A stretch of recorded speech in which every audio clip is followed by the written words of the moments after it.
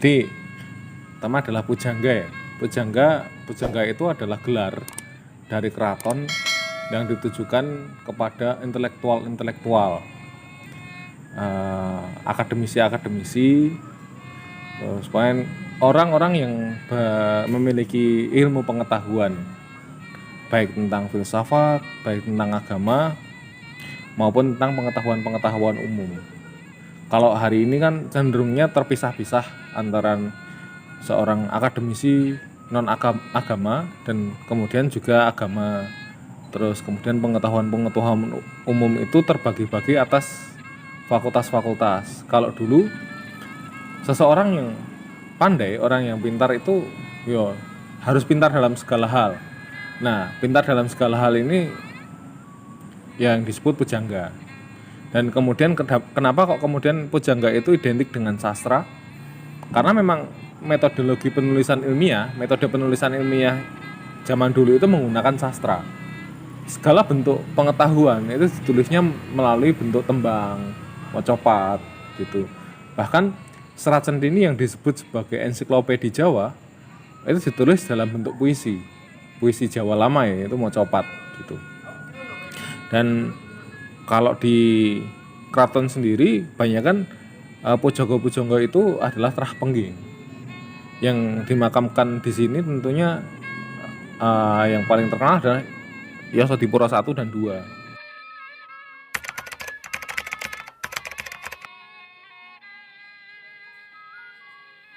Syarat menjadi seorang pujangga itu ada 8 sebenarnya. Yang pertama adalah parameng sastra. Parameng sastra itu adalah ahli dalam bahasa. Mungkin pembentukan kata, terus bagaimana kata itu terbentuk, susunan kalimat. Membuat kalimat itu adalah syarat untuk menjadi salah satu syarat menjadi pujangga yang pertama. Dan yang kedua adalah parameng kawi. Parameng kawi ini gimana ya? Ahli dalam mengarang, membuat cerita-cerita, membuat analogi-analogi baru untuk misalkan ngomong bahwa terjadi tindak pidana korupsi. Itu tidak langsung diomongkan bahwa ditulis bahwa ada si A melakukan tindak korupsi, tapi ditulis melalui serat kancil misalkan, melalui analogi seekor kancil. Ini adalah salah satu syarat untuk menjadi pujangga. Terus kemudian ada Awicarito. Awicarito ini dia pintar untuk mendongeng, ahli dalam mendongeng. Jadi kisah yang ditulisnya itu harus bisa juga untuk didongengkan biar bisa didengarkan oleh orang banyak dan asik, tidak membosankan, tidak seperti orang membaca cerita sudah selesai gitu. Tapi dia harus interaktif, atraktif untuk menarik perhatian dari pendengarnya, penontonnya begitu. Terus kemudian ada Mardowo Lagu. Mardowo Lagu ini adalah orang yang bisa untuk menembangkannya, karena puisi-puisi lama itu selalu berbentuk tembang dan ada nadanya dan harus dilakukan. Dan selanjutnya adalah Mardowo Boso. Setelah Mardowo Lagu, seorang pujangga harus pandai untuk Mardowo Boso. Mardowo Boso ini berarti seorang harus menggunakan kata-kata, menggunakan bahasanya untuk membangun suasana agar orang dapat mengerti, terus kemudian mengiyakan atau bahkan dapat menangis ketika diceritakan, dapat gembira ketika ceritanya bergembira begitu, ikut merasa gembira begitu. Terus kemudian harus sakti juga yang disebut Mondroguno. Istilahnya sakti dalam tingkatan yang lebih tinggi ini sebenarnya. Nah, selanjutnya ada Nawong Krido. Nawong Krido ini ahli bela diri. Sakti tadi misalkan kata-katanya ampuh gitu. Terus kalau Nawong Krido ini dalam olah kanuragan, pencaksilat misal. Terus kemudian ada Sambegono.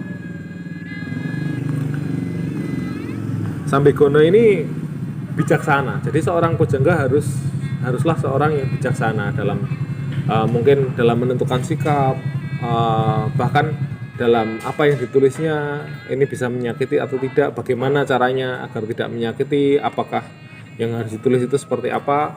Ini adalah salah satu syarat untuk menjadi pujangga. Dari ada 8 syarat tadi untuk menjadi seorang pujangga.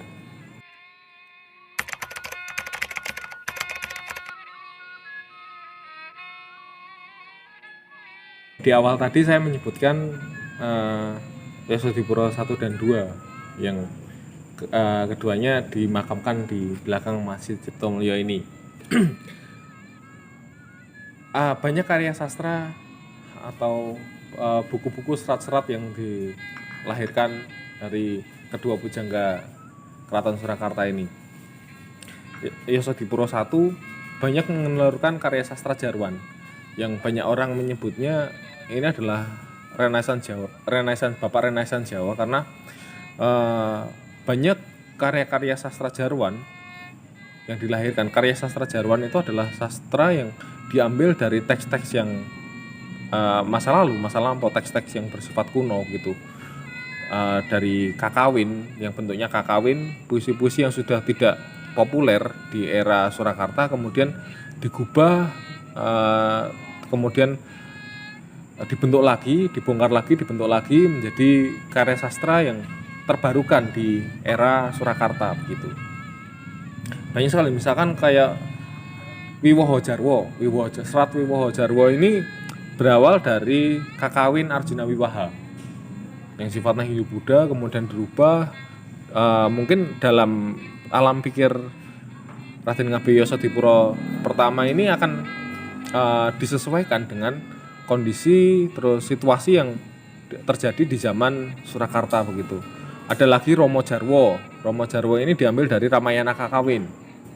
Kemudian digubah menjadi bentuknya menjadi mocopat dari tadinya kakawin yang sudah tidak dimengerti oleh orang-orang pada masa Surakarta. Pada akhirnya lebih bisa dimengerti di era Yosodipuro dengan dirubah menjadi mocopat.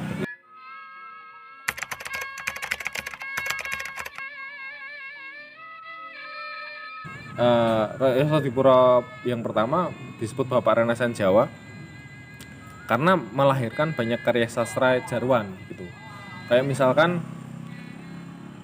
Romo Jarwo. Romo Jarwo ini berawal dari teks yang lama, teks kuno yang bentuknya kakawin, yaitu Ramayana Kakawin gitu. Kemudian digubah dengan bentuk yang lebih baru di zaman itu, bentuknya menjadi tembang mocopat, dirubah menjadi Romo Jarwo.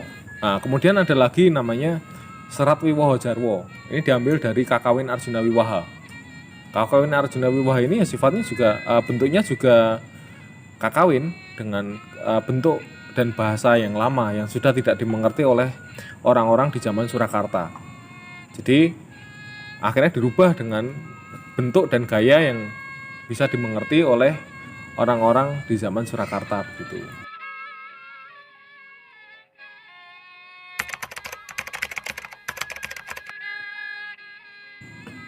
Raden Ngabei Yosodipuro II lebih variatif lagi karya sastranya. Banyak karya sastra yang kemudian ditelurkan.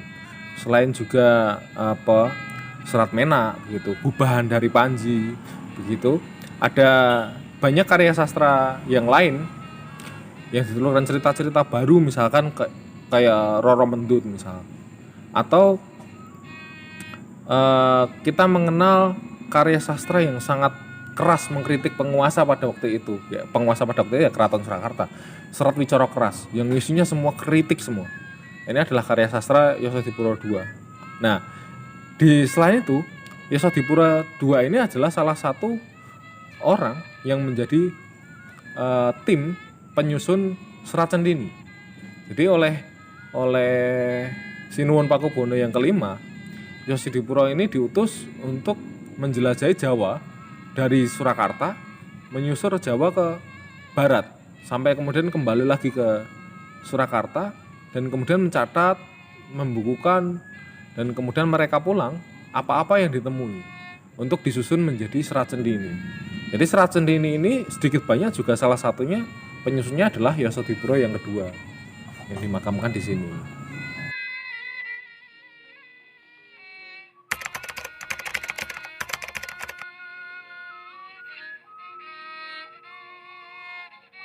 ketika kita membincang atau membaca ulang terkait Yosodipuro 1 dan 2, ada banyak hal yang menjadi teladan gitu bagi orang-orang zaman sekarang.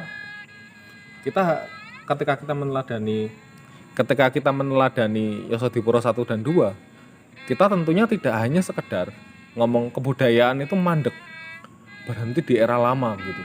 Kalau dulu Yosodipuro 1 dan 2 memperbarui karya sastra lama yang sifatnya yang berbentuk kakawin, hari ini tentu kita tidak hanya berhenti di era Surakarta begitu, tapi kita membentuk kebudayaan kita baru yang tentunya harus kontekstual dengan kebudayaan zaman sekarang. Kalau dalam bahasanya Pram itu, kita tidak hanya sekedar melap barang-barang antik agar mengkilap, tapi bagaimana kita bisa menggunakan segala daya dan upaya kita hari ini untuk membentuk kebudayaan kita yang lebih berguna begitu, untuk kehidupan dalam bermasyarakat tentunya.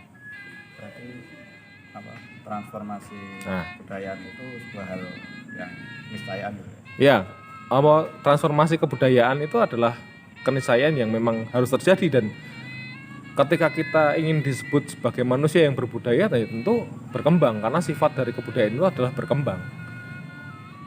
Lalu bagaimana misalnya kalau kita di zaman sekarang ini bisa meneladani para pujangga Yosodipuro 1 atau 2, khususnya yang mungkin kita yang bukan sastrawan atau bukan budayawan secara umum. Ketika kita berbicara mengenai sastra budaya, pujanggaan Yosodipuro 1 dan 2 itu tidak hanya mengenai sastra, tidak hanya mengenai keindahan-keindahan kata-kata.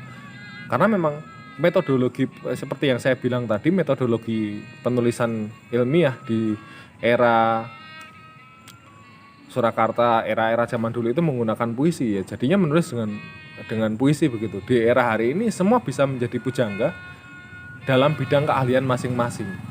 Nah, tentunya dalam bidang keahlian masing-masing, dalam ranah garap masing-masing, kita tentu tidak hanya sekedar melap barang-barang antik gitu, tapi kita juga menumbuh kembangkan, kita juga mentransformasikan, kita kontekstualisasikan di era zaman hari ini.